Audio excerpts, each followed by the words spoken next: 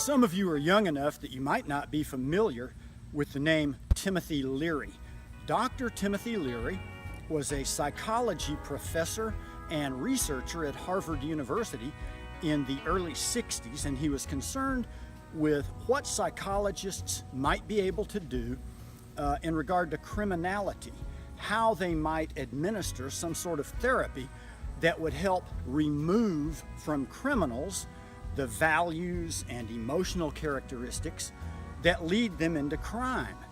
And he read about experiments being done in Scandinavia by his psychology colleagues with a relatively new drug, very little known drug called lysergic acid diethylamide, C20H25N3O.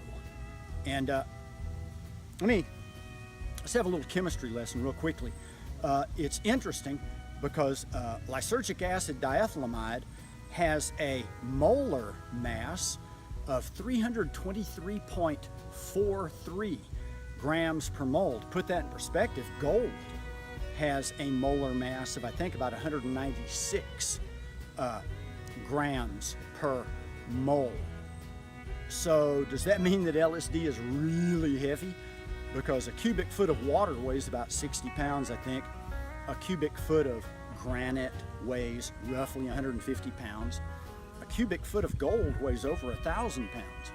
So if it has a molar mass of 196 and LSD, that's what lysergic acid diethylamide is commonly called, if it has a molar mass of 323 something, does that mean that a cubic foot of LSD would weigh, like over 2,000 pounds? No, and here's why. It has to do with what a mole is. A mole is a quantity of a substance that has the same number of its fundamental particles, be they molecules or atoms or even electrons or photons, as there are atoms in 12 grams of carbon-12. It's a really big number. There are a lot of atoms in 12 grams of carbon-12. The number is called the Avogadro number, named after some guy named Avogadro, and I don't know why. But it's approximately 6.022 times 10 to the 23rd power, which is roughly 600 sextillion atoms. Anyway, okay, time in. Sorry about that. I'm a retired school teacher. So Leary got hold of some of this lysergic acid diethylamide, this LSD, and began experimenting with it on himself and graduate students, hoping that it might be possible to give it to criminals, and while they're in that altered state of consciousness, administer psychotherapy that would implant itself deep enough and permanently enough in their minds that it would relieve their impulse to criminality. It didn't work out like he had hoped it would, but it wasn't a crazy idea. Anyway, Leary started taking a lot of LSD himself, and by 1963, Harvard University just fired him. Said, "Get out of here, Dr. Leary." So he did. He hit the road and started calling himself plain old Tim Leary, and rebranded himself as kind of a hippie, psychedelic drug guru, and became famous for saying "turn on," meaning take the drug, "tune in," meaning "ooh, you're gonna see some stuff," and "drop out," meaning drop out of standard society, quit your job, quit taking a bath or whatever, turn on, tune in, drop out. Anyway, Tim Leary got arrested in 1968, and this will be interesting to you, perhaps, in terms of history. He was arrested for possession of not 2 kilos, 2 roaches, little short leftover marijuana joint stubs. He had 2 roaches in his possession. So, what kind of penalty did he get, you think? 10 years in prison. I'm not making that up. Now, the government, they hated Tim Leary, because of his LSD advocacy, they regarded that, and still do, as the most dangerous drug. President Richard Nixon called Tim Leary, quote, the most dangerous man in America, unquote. Anyway, they put Leary in prison to do 10 years. However, what they didn't know, well, a couple of things they didn't know. When they put him in prison, they gave him a psychology test to determine what kind of work he should do in prison. You know, should he work stamping license plates or what? What they didn't know, I hope you'll be amused by this, guess who had written that test when he was a psychology professor at Harvard University? Yeah, it was Dr. Timothy Leary. So he knew exactly what answers to give so that they would place him in the garden, the prison garden, to work, which allowed him to escape by climbing along telephone wires, you know, to get out. And he had arranged for members of the Weather Underground, a radical, extremely radical, some would say revolutionary, anti-Vietnam War group. Some people call them terrorists because they did use bombings as a political weapon. And we're going to hear more about the Weather Underground in a later video.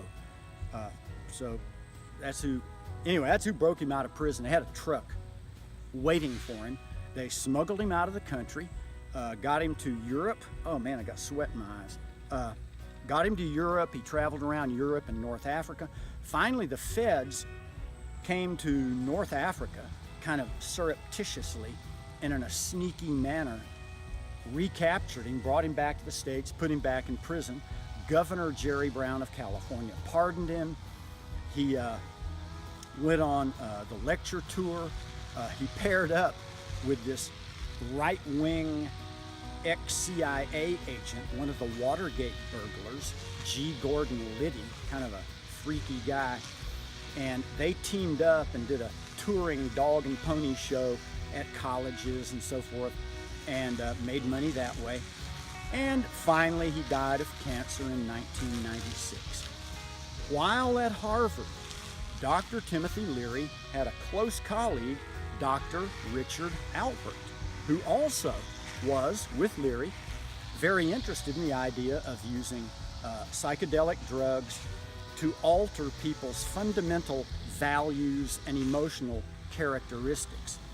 And Dr. Richard Alpert got fired also in 1963 by Harvard University because the university said he had given psilocybin, the active ingredient in mushrooms, hallucinogenic mushrooms, that he'd given psilocybin to an undergraduate student. So they fired him.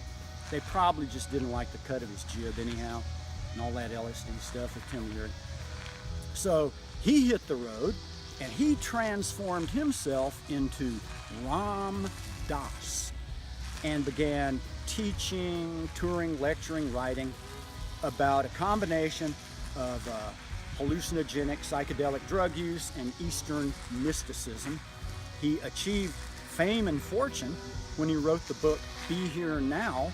And I read that book when it came out, and I recommend it to you. It's a very interesting book, Be Here Now. And while I'm at it, with it, I recommend another book of the era called The Cosmic Trigger. But anyway, Ram Dass is still around. He's still kicking, going around lecturing, teaching about using, now it's Eastern mysticism. I don't think he's talking too much about drugs, but various techniques of Eastern mysticism to alter people's values and emotional characteristics. Now, why am I telling you all this? I thought I was supposed to be talking about CASEL, the Collaborative for Academic, Social, and Emotional Learning. I am. You remember Daniel Goleman, the co-founder of CASEL, who co-founded it with the Rockefeller great-granddaughter, Eileen Rockefeller? And Daniel Goleman got the idea of emotional learning from the leader of Tibetan Buddhism, the Dalai Lama. Remember that? Well, guess who else Daniel Goleman hangs out with a lot? Well, let's see, Tim Leary's dead, so I guess it's Ram Dass. You got that right, yeah. So this is all very interesting, this web of ideas and the desire to alter people in terms of their values and emotional characteristics.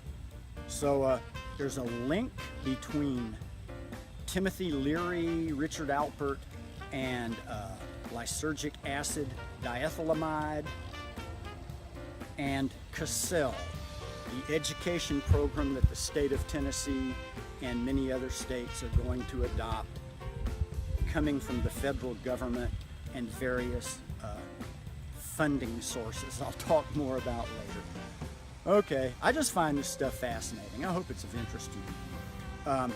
It's a warm, some would say hot, sultry, some would say humid, but very nice early afternoon here in Bell Buckle, Tennessee. And thank you for listening to this pretty long video.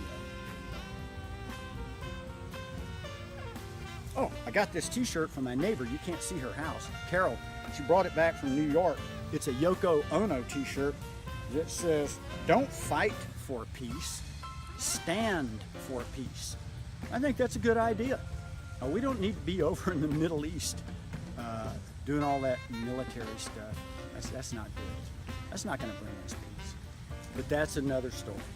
All right, I'm out of here.